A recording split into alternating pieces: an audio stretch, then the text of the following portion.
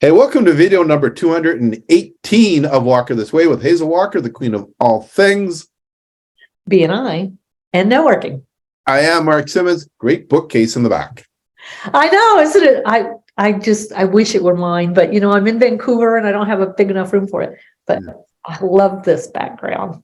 You need a pipe and a nice whiskey and the snifter. Hey, I do have a little bookcase behind me, but turn on some. I have bookcase envy with this one. Yeah.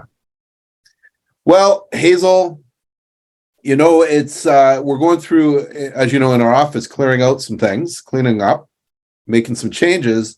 And Carrie the other day held up a memory from the past where we were doing a program with the chapter, and it had like the baggie with the macaroni and the string and the tape and the marshmallow. And it was for a tower building, team building exercise we were doing with one of the chapters. Spaghetti, a marshmallows, and a string and tape and a tape measure. And the idea is you have to build a tower using only a meter of tape. You have a meter of string. You can't tape it to the table or anything. And the marshmallow has to be on the top, and the tallest tower wins.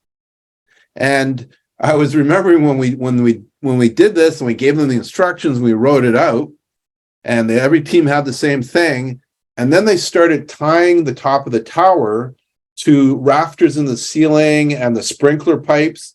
And I'm like, wait, no, you can't. But then we never told them in reality you couldn't tie it to anything. We just said you can't tape it to the table. The intention was it can't be attached to anything, but we never specifically said that. So it had to be freestanding on its own. Yeah. And I think that's the part we missed out in the exact language of that. That's what they couldn't do, but we didn't necessarily say what it should be with our intention. So there's nothing we can do. And I went, all right, we'll go with it. Yeah. Crucial conversations. Yeah. Right. Crucial conversations. Membership committees have to have a lot of those, because I have children and I've learned this from children. I used to say to Stephen, he had to do something and he'd say, okay. And then time would go by and it wouldn't be done. And he'd go, but you never said when it had to be done.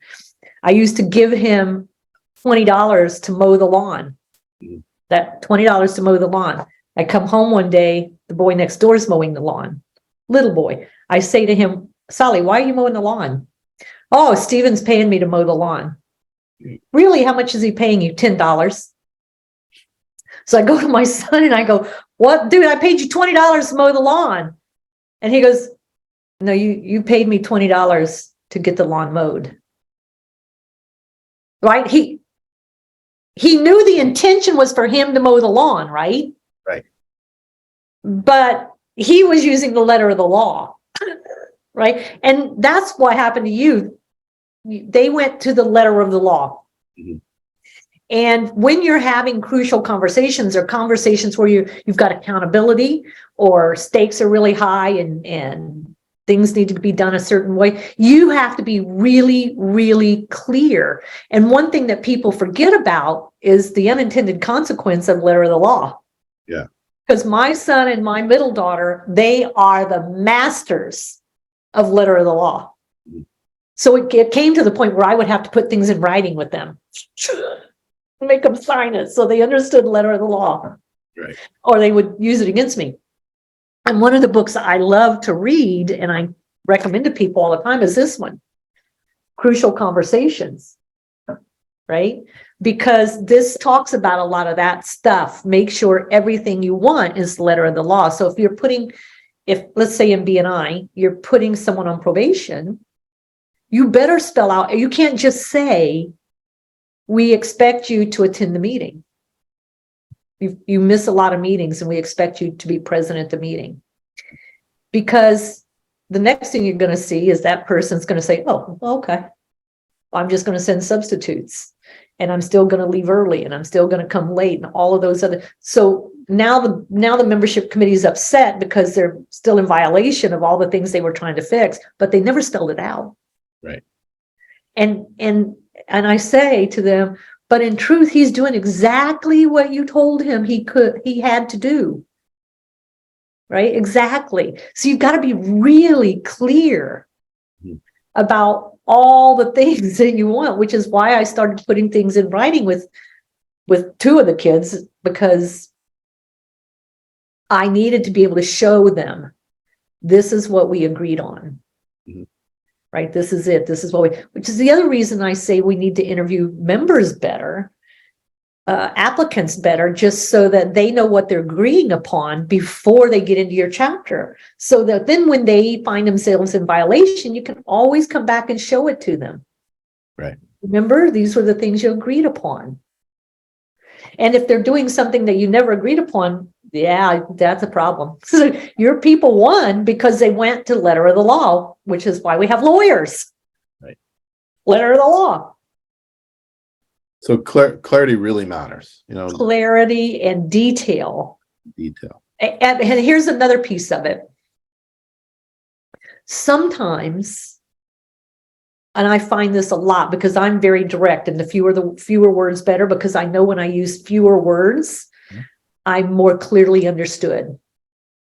If I put lots of words in it, I'm not going to be so clearly understood. So if I go, hey, Mark, I really think it's time for you to take some of your time back in life and do, what you enjoy in life. When what I really should be saying is, hey, Mark, I don't need your services anymore. Yeah. Because if you go, no, I don't need my time back, I really love what I'm doing, it's like. Well, we've seen that recently too, when it's come across our desks where a member says, no, I said that, this person is no longer in the meeting or in here. And then they forward us what they wrote, and what they wrote was, it's been really nice to have you here. We're thinking it'd be great for you to do this. And it was all this fluffy stuff, but it never actually said those things. Right. So, yeah. It's about being really direct and clear, not mean. No. Right. I could say, Mark, I had one guy tell me one time, I've never been fired so well. Because I just was really clear that I was taking him off of the team, and I made the reasons why positive.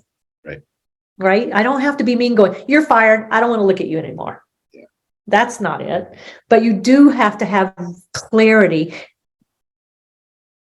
when you're having those conversations, and you need to repeat things back to people. If they're not clear, say, Mark, do you understand what I'm saying? Yeah, you're saying I'm fired. Well, you're not fired. You're actually just liberated from the restraints this job has put upon you. Framing is everything. That's good. That's good. Well, okay. So clarity matters. And I think the check-in for ourselves, not just as BNI members, but in your own businesses, in your own lives. I know, for Jill and I, my wife Jill and I, sometimes one of us will say something and then we'll do it. And then go, what are you doing? And well, that's what you said. No, what I meant was, well, you didn't say that.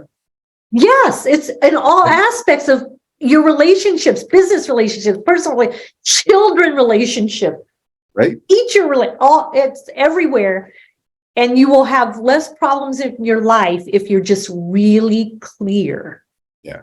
With what you want. And you know this about me, when you want to do something, I'm often saying, what would be the unintended consequences of that? Right. What will people think of to use or go around? Because if you can't figure out the unintended, I'm the queen of finding unintended consequences. So, Bissell Vacuum, their tagline is life is messy, clean it up. If you don't want to keep cleaning things up, get clear. Get clear. Get clear with your conversations, and, sometimes you have to put it in writing. All right, Hazel Walker, good advice. Enjoy your reading. Thanks. Until next time. Have a great day. Bye.